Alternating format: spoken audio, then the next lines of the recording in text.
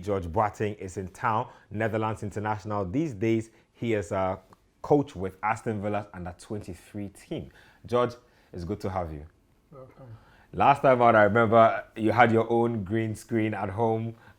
Really wonderful setup there. I mean, those are some of the things COVID forces us to do. But just briefly, I mean, what brings you to Ghana this time around? And I know that typically you don't have time to interact a lot because your schedule is really tight. What brings you to town? Well, as you touched on earlier, last time we spoke was via social media. It's incredible how the world have had to adapt to the situation with COVID and trying to still get matters going ahead. It's the same for interviews as coaches, and we've had to change so many things around. Nobody ever thought that this was going to stay with us this long. But nevertheless, I remember the conversation we had very well. I enjoyed it, hence why I said, okay, no problem, let's do another one, this time in flesh. What brings me back home, obviously the season finished in May, and we took a little break to give the players also rest. And then obviously we've got the European Championships going. We've got the Copa Libertadores also going, the South American Cup. So it gives the coaches and the players who are not involved in the international duties and levels a bit more rest. So I thought, why not? Better place to go than to go home. That's absolutely lovely. Just tell me a little bit about the switches you've had to make, especially with regards to interviews, interacting with players, schedules during this COVID period. Just give me a good idea, aside the green screen at home, some of the changes that have had to be made to your setup in that space. Well, to give you an example, normally the under-18s, under-23s group are kind of like mixed with the first team. It's all like one big department. But since COVID came, we had to protect the first team. So the first team is more isolated from the 23s group and the 18s group. We can't take no risk by getting COVID to spread into the first team, because they need to be fit and ready to play every weekend. That's true. So that was quite a big challenge, but we managed. The first team, we did not have serious cases at all. But I'm sure every club has had one or two issues where they had to deal with COVID. So, but that was really difficult. But even things like changing together, normally, you go away and then you all enter one dressing room. The coaches can address the players, but now we had to divide the groups into two, sometimes into three groups, into three different changing rooms. Now, in the beginning, before the game, it's all right. But then think about halftime team talk. So if you've got all your players, 16, 18 players spread in 3, 4 different dressing rooms, how are you going to do your team talk? That's interesting. It's very interesting. So there were so many challenges. So halftime, sometimes what we tended to do was the starting 11, we divide them and then we address them individually so that they get the same messages. And sometimes we decided to stay outside, because outside you can keep the social distance of 2 meters, but still then communicate with the players. But those were quite challenging period for us. But we've managed to get through. The players have been really outstanding, and they've performed that well that we ended up winning the Youth Cup. So which was a huge credit to the players and everybody, the staff at the club. Now, of course, congratulations on that. And I want to say congratulations on your move up to the under-23s as the head coach for that as well. I believe that's what it is. Moved up to under-23s head coach. That's definitely a big step. Talk about that a bit for me. I mean, what does that mean for you as an individual? What does it mean for the group that you're working with? Well, first of all, I was really delighted when the opportunity came for me to move up, because the boys that I had in the under-18s, they were the ones going into the 23s, and the club felt that it would be appropriate for me to stay with that group and move up as well, to continue the progress, because sometimes it's a big key and very important that the same person have the same messages and then evolves the player trying to develop. So I was really pleased with that, to move up, and I was happy because I was also getting closer to first team level, which has always been my wish and my dream to get there. But to do that with a team that is in the Premier League and having quality young players to work with, it's fantastic.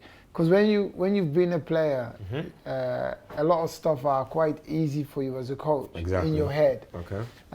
So you have to try not to get frustrated with the youngsters because they need more time.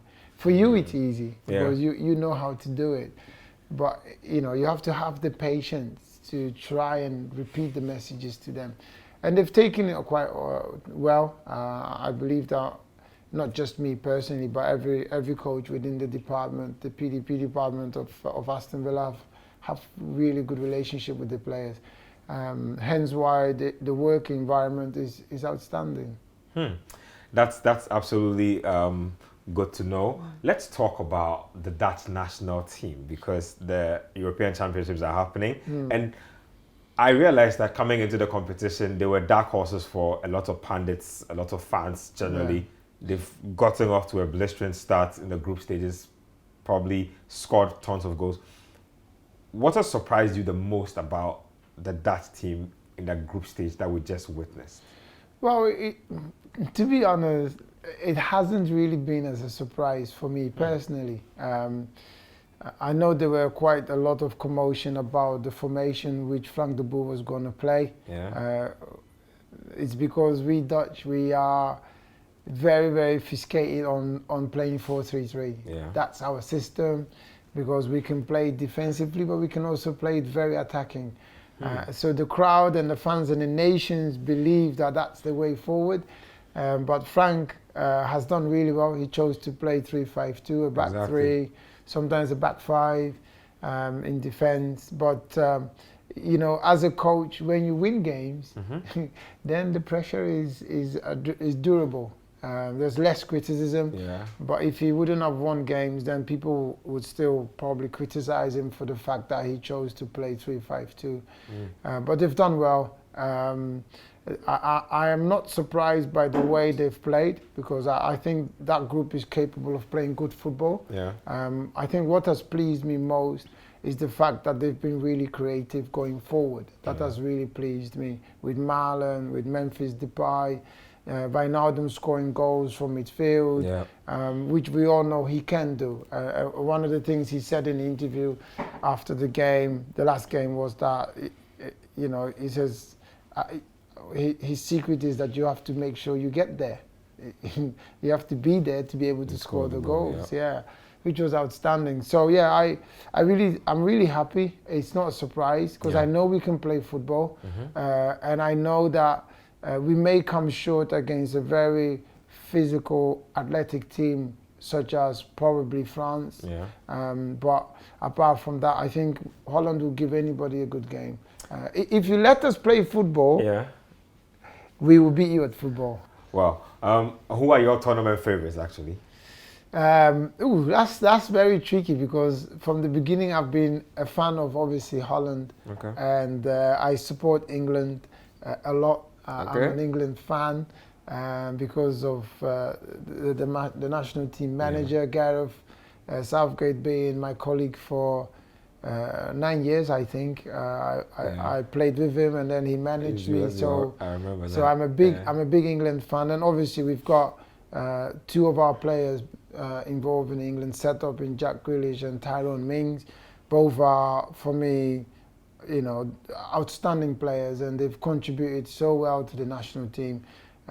Jack is a player that I think every team would like to have in their side. True. But it's enjoyable to watch the English team with the creativity they've got. The front 5, 6.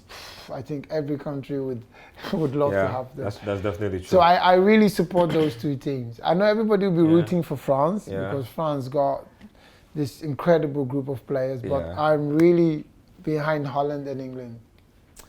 Interesting. I mean, let's talk about tactics a little. I mean, you mentioned that Frank de Boer's gotten a lot of backlash for wanting to play a back three. Now, I've realized that it's a trend that's running through the tournament. England tried a back three in their first game. A couple of countries have tried back three. Switzerland have played a back three this competition so far.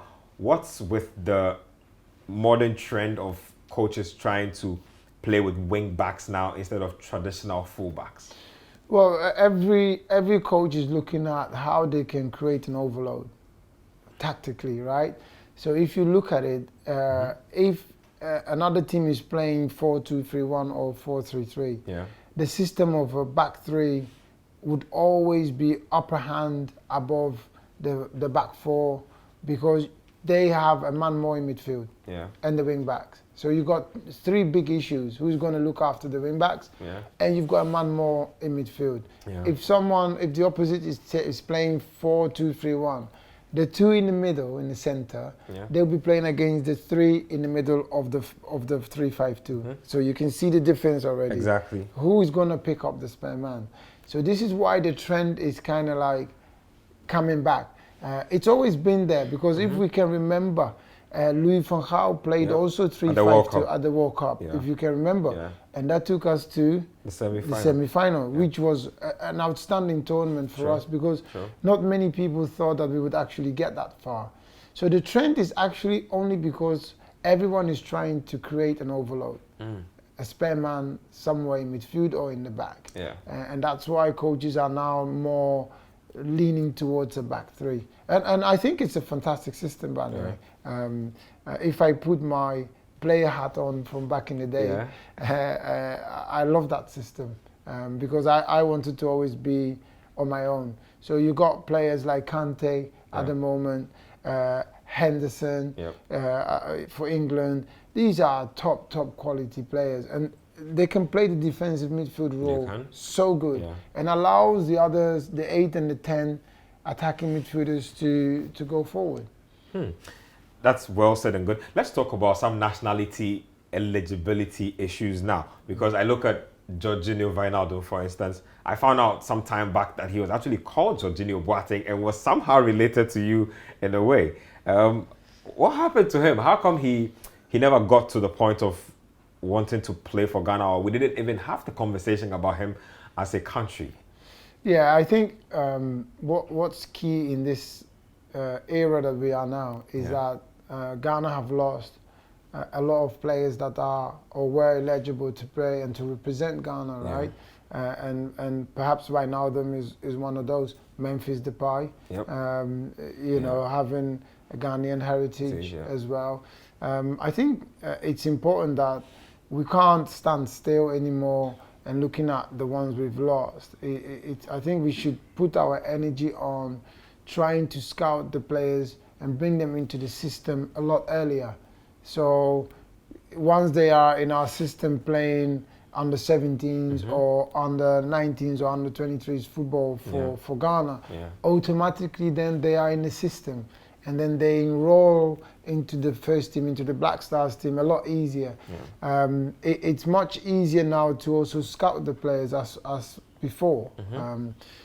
Now with social media, with internet, and contacts, the way WhatsApp and Facebook work, you know, you can actually identify good young players early and try to bring them in the system earlier, so that they are now with the Ghana national team. We've lost many, but I think it's never too late, because we have enough players, enough talent everywhere, which we can identify and nurture them to be able to cope with what the African football requires. Now, that just takes me to my next question, because Callum Hudson-Odoi has been in Ghana for holidays in the past couple of weeks, and it's been an absolute frenzy while he's been here. He's visited indoor AstroTurfs to play football. He's visited the presidency, and a lot of people have made a lot about the entire situation. Is he trying to feel out what Ghana is like? Should he even yield to calls for him to play for the national team? What do you think? Should Ghana actively pursue Callum, and what do you think Callum himself should do based on where he is with England now and where he probably stands with Ghana now? Yeah, well, you know, I saw the news and I was really pleased to actually see him being in Ghana and having a good time, because home is where the heart is. Yeah. So I think we should be proud the fact that he's actually come home and, you know, he's made most of his time. Yeah. He's played football, he's met the presidency, he's met a few people in the management as well. Yeah. So I think he's done really well. And I'm happy in the way things have evolved for him.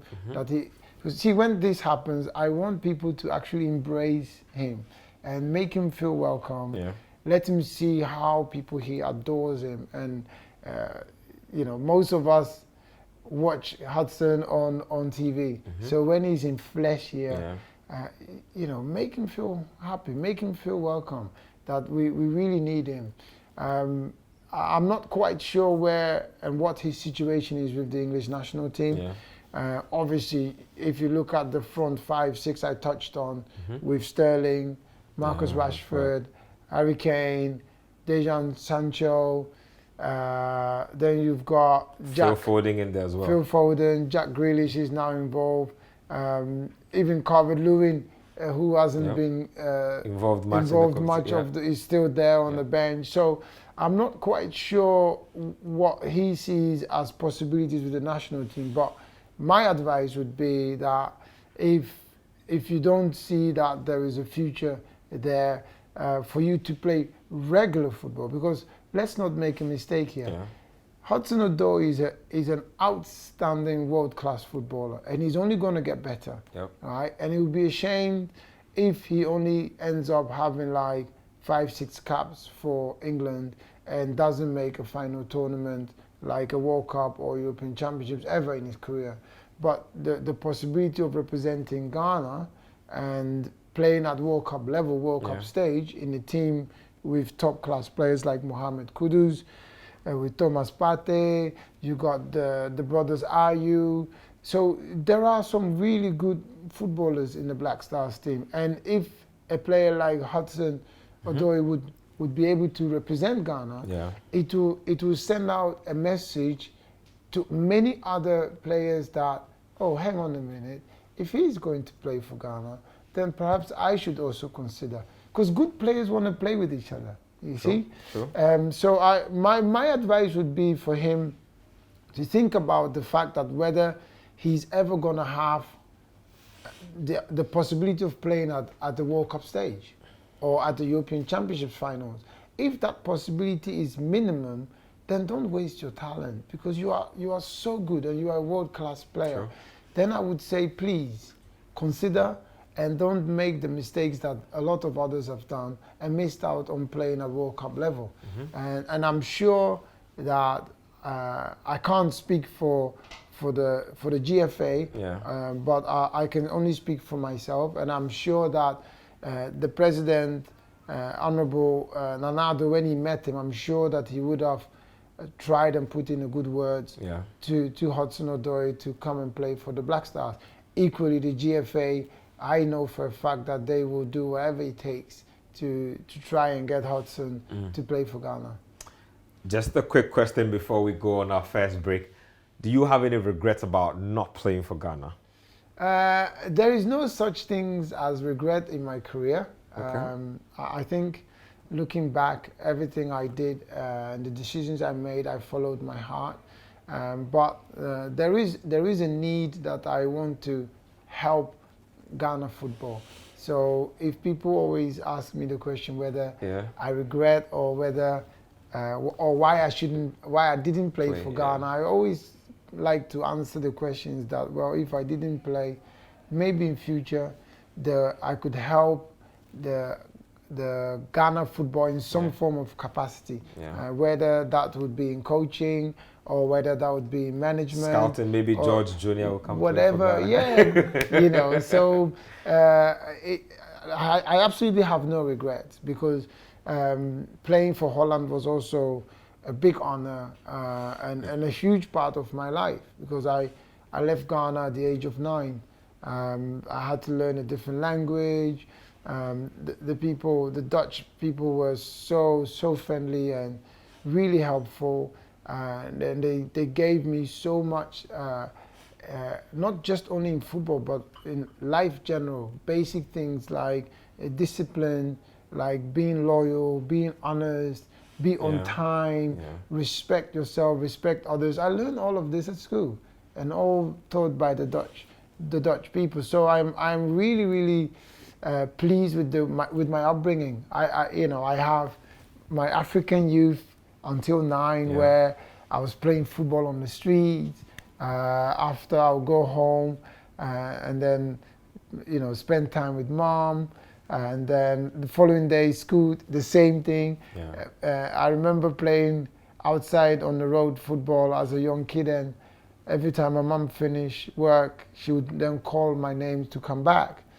And if I heard her calling and I didn't stop playing and I did not run back to her, she came close to me. Hey, the beating I was going to get. But this is in Accra. This was in Accra. Wow. Yeah. Well, you did basic school in Accra. Yeah. Which school was this? This was at. I need you to remember this. Yeah, I remember this. Before we finish, I'll remember it. Because you can tell I'm getting older. Yeah. Yeah, but I did my basic schools. Yeah. Before I traveled. Interesting thoughts there. So George has just walked us through some very interesting points here on the tracker. We'll be getting more into national team talk, this time with Ghana and what's going on around the Ghanaian national team. We'll hope to pick his thoughts on some of those issues. So stay with us here on the tracker. We'll be right back.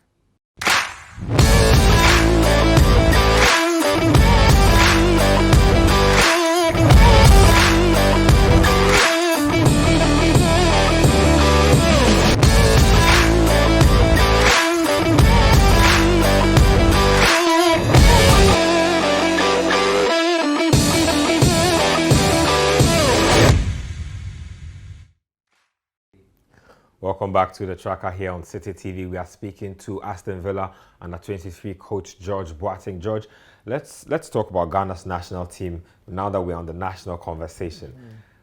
Would you, at this point in time, be open to accepting a national team job? I know there's CK are calling the job, but at this point in time, if you were approached and said, George, we think that you can help the national team with expertise, will you coach the Black Stars? How would you feel about that?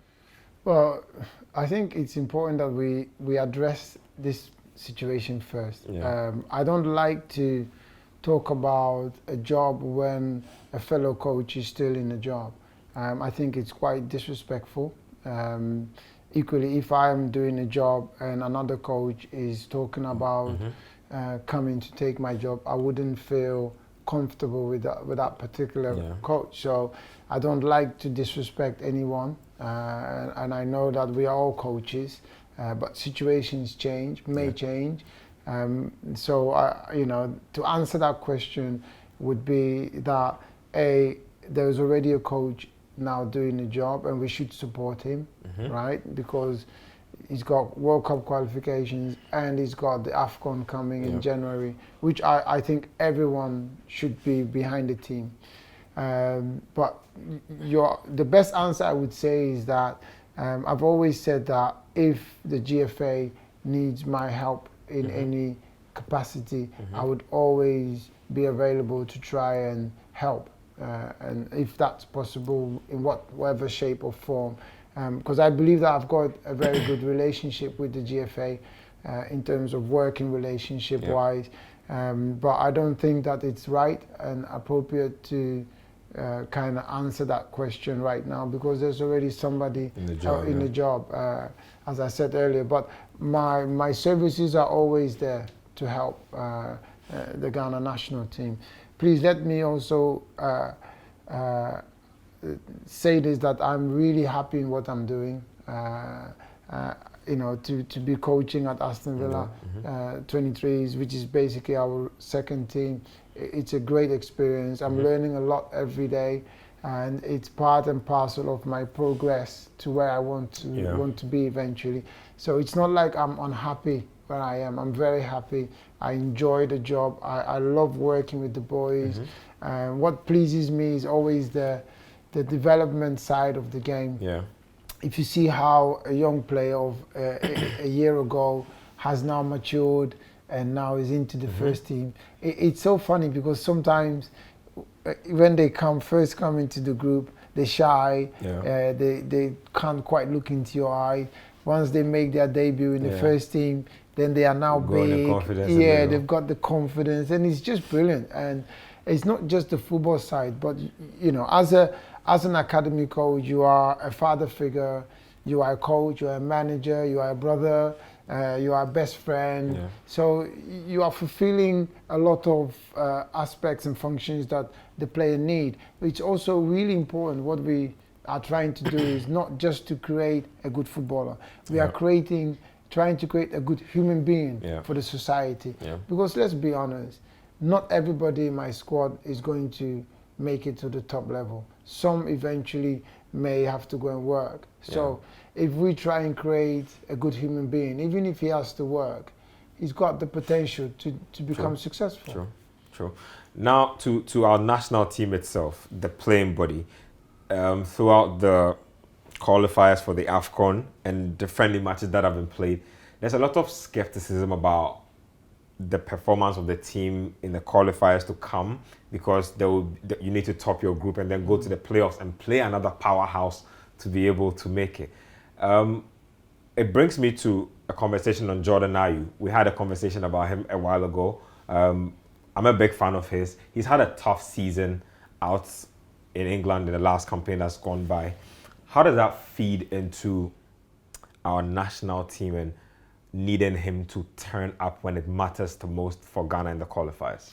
Well, I think people are a little bit harsh when it comes to Jordan, because obviously I worked for a number of years in England as a player and now coaching, and I've done the scouting, and you have to understand the player and understand the situation, the bigger picture, right? When you are a striker for Crystal Palace, right, you don't seem to get 4 or 5 chances in a game. If you're lucky, you get one. And if you don't take that one, then you can already feel the criticism coming. Yeah. See, if you are playing for a team like Man City, where you are creating 4 or 5 clear chances in every game, then I'm sure as a striker, you take 2. Now people are saying like, oh, he scored 2 goals already. But that's because he's got 5 clear chances to score. True. But Jordan, sometimes, if he's lucky, he will get 1 chance, sometimes 2. And if he doesn't take it, then people look at it like he hasn't performed. I thought actually he did well. There was a period where he was scoring a lot of goals, and I messaged him, like, keep going. I know it's tough, but it's not easy. Because look at Christian Benteke. He was the same. Was out for over a year. For over a year. Came back, struggled, and found his form just last season. Exactly. So I think people have to try not to be too harsh with Jordan, because he works really hard. And I always look at the aspect of the player. So is he trying hard enough? Is he working hard enough? Is he getting the opportunities? Right, because if you are a striker and you have no crosses coming in, or bad wingers who can't beat the fullbacks, you're going to be starved of chances of scoring opportunities. So I think people should be a little bit more helpful and support Jordan rather than criticizing, because it's not easy to play for a team such as Crystal Palace, because you don't have many opportunities to score goals. When he comes and plays for Ghana, it's a whole different ball game. You know, there are no excuses, but there are reasons, i.e. supply, style of play. Are we playing really offensive? Are we playing more mid-block, or really a low block where, you know, from the halfway line to the goal is sometimes 40 meters. It's far. And unfortunately, it's not easy to score from that distance. So we have to try and probably support more and try to understand the players and the bigger picture. Talk about Thomas Partey for me. What have you made of his first season in England? Do you know what? I'm probably one of his biggest fans.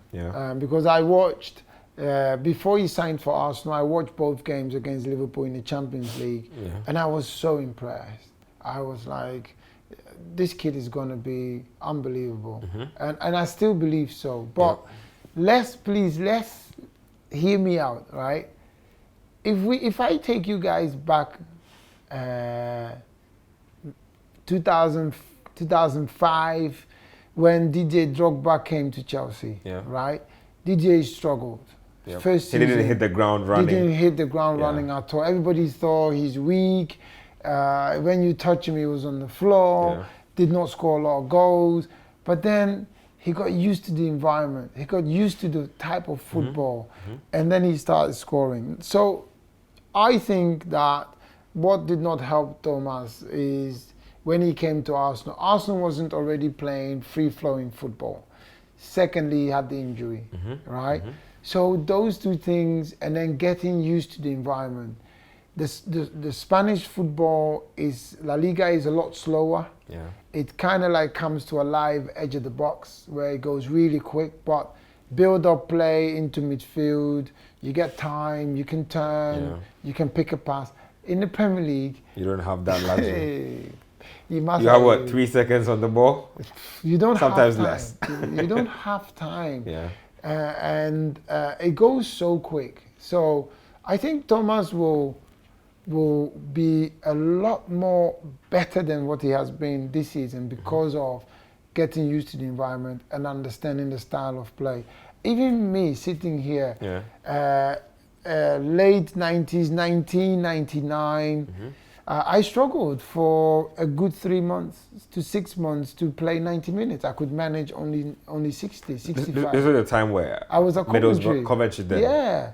65 minutes I was empty. I was tired because the pace was just the pace too was frenetic. it's just frenetic, and it's just 100 miles an hour, but with quality.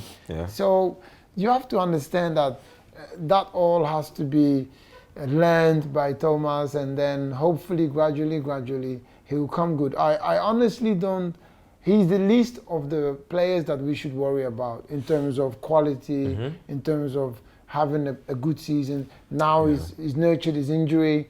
Thank God he doesn't have any European Championships or African nations to play during this summer. So I expect him to have a full pre-season, and then he will hit the ground running this coming season. Final thoughts on our players in the Premier League goes to Mohamed Salisu. He's a young defender playing for Southampton. If you could give him some advice on how he could grow and how he could come into his own to be able to perhaps break into the first team permanently, what would that be?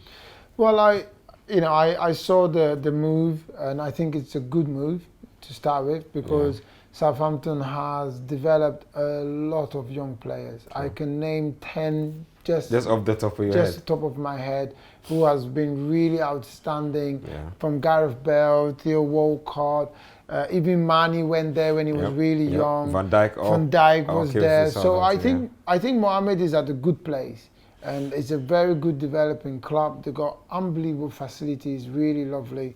But my advice would be for him is that even though you are young, you have to do extra work besides all the others, because you want to take others places, right? Now, to be able to do that, so what I mean with extra work is once you finish training, don't just go home. Just stay an extra half an hour on the pitch, 40 minutes, do 1v1 defending, do defending crosses, do sessions of heading the ball. So you work extra on your aspect of the game. I call it position-specific work. The position you are playing, do that for yourself. You grab one coach. If I don't play this weekend, Monday I do one session. I'm not going home. I'll say to the coach, Coach, at 2 o'clock, let's take some balls, you and me, let's go out, let's do some position-specific sessions. This is how you are going to improve your game. Secondly, your weight program. So if they are doing 1 day a week weights, you do 2.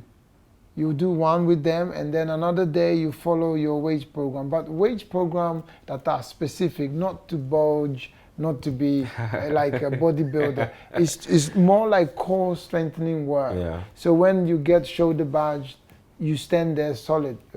These are little advices that I would recommend that Mohamed does on his individual programs so that he can improve. Because I think the talent is there. Yeah. Obviously, there's no doubt about Yeah. it. But what I always say is try not to stay as a talent, because if you are a talent for many years, Yeah.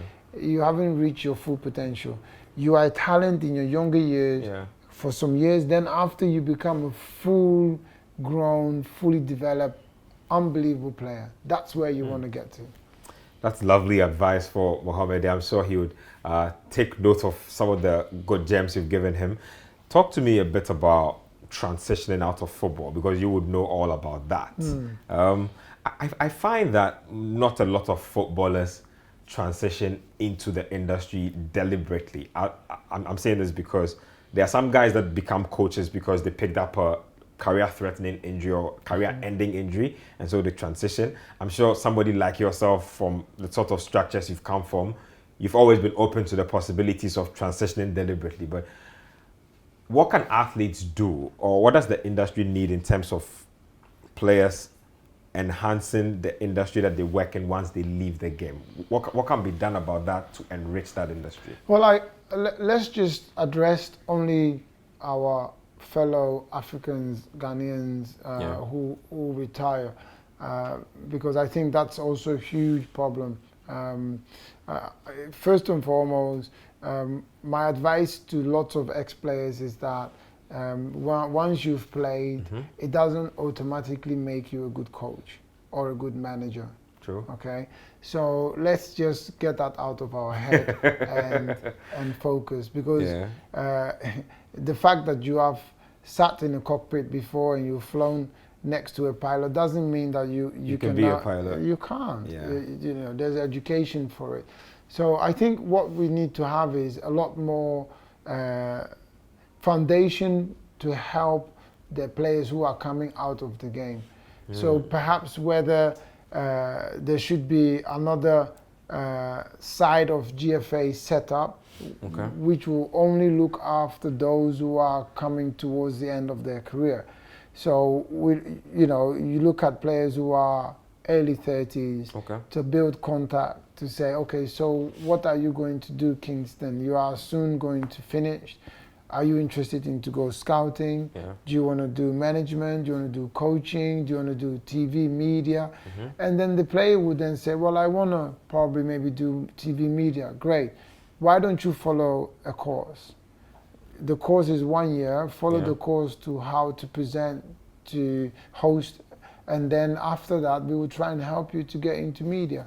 So those are things that needs to be set up to help players coming out of the game, which at the moment isn't. So what happens a lot is the players make a lot of money. Once they retire, what they forget is that the expenditure is the same as when they were playing, but the income is nowhere near the same. So eventually what will happen is that eventually you run into trouble, into financial difficulties. So we have to try and help them by evolving them, by contacting them, and also helping them to take the courses for coaching, to take the courses. If you look at Lai Kingston now, for instance, he's now gone to Norge Island, right? So he has taken the opportunity to go and coach there. Who helped him? It was just by him and his network.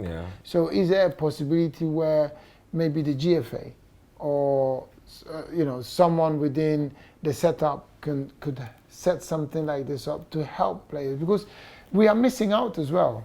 Eventually you are missing out, because I'm sure there are some really good ex-pros who were probably good footballers, but who can be good coaches, or who can be good management, or who could be good media, good in media work, TV presenting, hosting, etc. But we've lost all of those. So it's given and also taken at the same time. And we have to try and help them, because it's really important. Now, you touched on financial management as a player and an athlete, which I think is a very important but a very touchy part of an athlete's life that a lot of people don't like to talk about.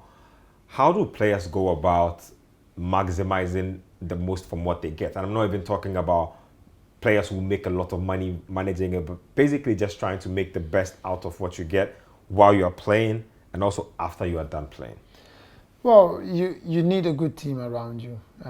That's really important. What I mean by good team is we all know the stories of agents. Yeah. Agents trying to give advice to the player, but sometimes the advice is better for the agent than for the player. Now, how do you know as a player?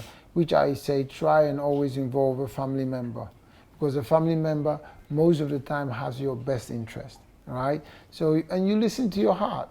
I've had in the past where I could go somewhere else for a better financial gain, Yeah. but that's not what my heart was saying. My heart was saying that I should go there because I'm going to play football and I'm going to be happy and I'm going to score goals, or I'm going to be... I'm just tempted to ask you when you had an instance like that, when you had to choose between an instance like that. Well, when I was leaving Feyenoord, it was difficult because I had Udinese, who was at the time a Champions League team, and they were interested.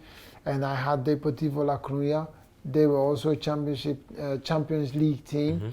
And but I was afraid a little bit to go to Udinese or to go to Depo because I was really young. Yeah. I was only 21.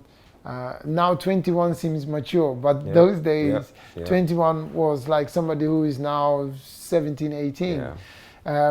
So yeah, the decision was tough, but my heart told me that I should go to Coventry City, even though Coventry City was playing nowhere near mid-table in the Premier League. They were, I think at the time, just above the relegation zone. But my heart told me that I should go there because I'm going to be happy, because I'm going to play. With Udinese and with Deportivo La Coruña, I wasn't sure. They wanted me really badly, but because I was young, they had an established team, so I had to fight for a place. Am I going to play? Am I even going to get the opportunity to play? So I thought, no, I'll follow my heart and I'll go to Coventry City. That's really interesting. I like the bit about following your heart despite all the other factors that are coming in. We'll take one quick break here on the track, and when we come back, we'll round up this conversation. Stay with us.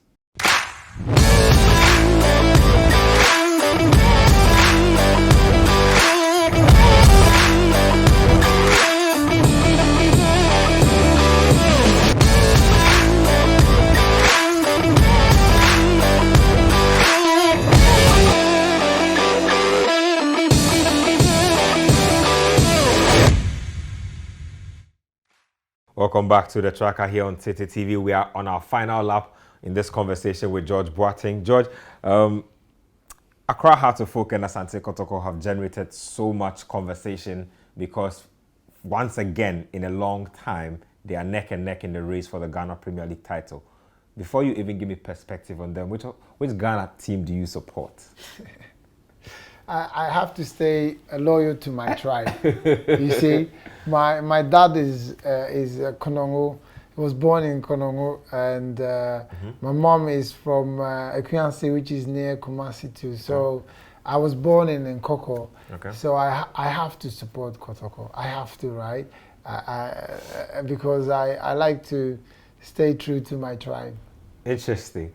Now, if you could advise Ghana as a league, I mean, we have issues here with quality of pitches, with maybe not enough cameras to capture angles. These days, the bigger leagues have upgraded to VAR, but if you look at what's down here, what should we look to touch up, regardless of how much finances we do not have? What can we improve? Well, I think there's certain things that don't cost a lot of money or cost money at all. You already mentioned one of them, which is the quality of pitches. If you want to develop good players, if you want to develop or you want to play high level of football, I'll compare this in racing. So if you want to have Formula One racing to race a proper race, you need to make sure that the road that they are riding on is proper coated, right? To create the speed. So if you want to see fast football, quality football from the Ghanaian Premier League, you need to make sure that first and foremost, the football pitches are looked after. So you need to employ groundsmen who are busy making sure that the pitches are always immaculate before the game starts.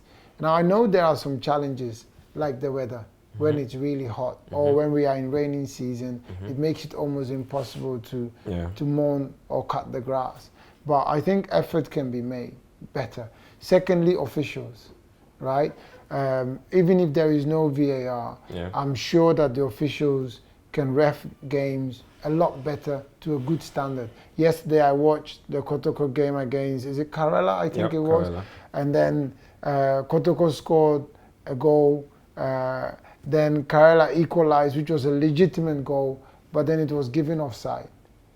Luckily, after the ref spoke to the linesman, he revoked his decision and gave the goal. So this is what I mean with quality of officials. If we can get good quality officials, better pitches, the quality of the Premier League standard will go up. And this will eventually benefit the Black Stars, because it's not all about the players that are playing abroad. You can have a gem also playing down here. If you look back, some World Cup games, you and me have never heard of some players before. But then they turn up World Cup stage and they become household names because they were good players in their own league. So it doesn't necessarily mean that the players who are playing in the Premier League are not good enough. But we need to create a better standard to be able for them to raise their game. Wow, George, it's been absolutely wonderful talking to you, giving us perspective on different issues. Hopefully some other time when you're in town, we can always catch up and have a conversation. Thank you. Well, George Boateng there, former Netherlands international, these days coaches Aston Villa's under-23 team. Whenever he comes to Ghana, it's always great talking to him. Hopefully you catch us on the tracker on another day.